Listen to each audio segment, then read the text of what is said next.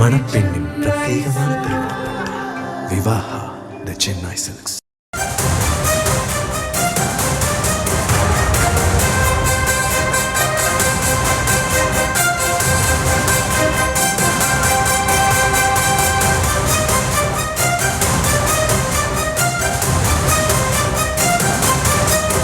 NLC முறைகேடு புகார் தொடர்பாக சிபிஐ விசாரணை மேற்கொள்ள உயர்நீதிமன்றம் ஆணை பிறப்பித்திருப்பதை அன்னை செய்திகளாக பார்க்கிறோம். விவரங்களை முடிய செய்தியாளர் மதியழகன் வழங்க நாம் கேட்கலாம். மதியழகன், எந்த வழக்கில் இந்த விசாரணை மேற்கொள்ள நீதிமன்றம் உத்தரவு பிறப்பிச்சிருக்கிறாங்க?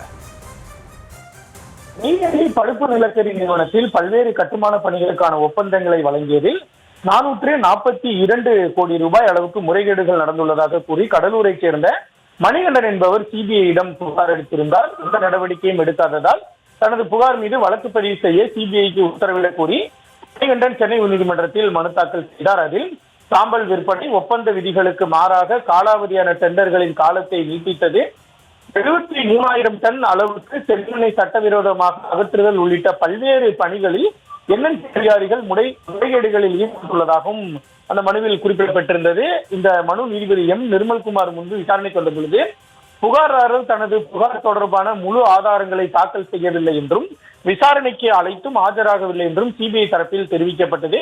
இதனையடுத்து புகாரில் கூறப்பட்டுள்ள குற்றச்சாட்டுகளுக்கு முகாந்திரம் இல்லாமல் நேரடியாக வழக்கு பதிவு செய்ய முடியாது என தெரிவித்த நீதிபதி NLC உயரதிகாரிகளுக்கு எதிரான புகாருக்கான ஆதாரங்களை சமர்ப்பிக்க வேண்டும் என மனுதாரருக்கு உத்தரவிட்டிருக்கிறார்.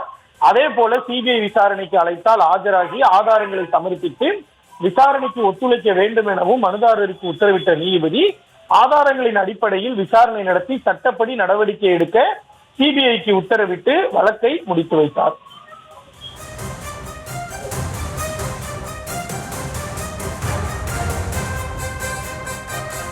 தற்போதைய விவரங்களுக்கு நன்றி மதியழகன். மணப்பெண்ணின் பிரத்யேகமான திருமணம் விவாஹா தி சென்னை சில்க்ஸ்.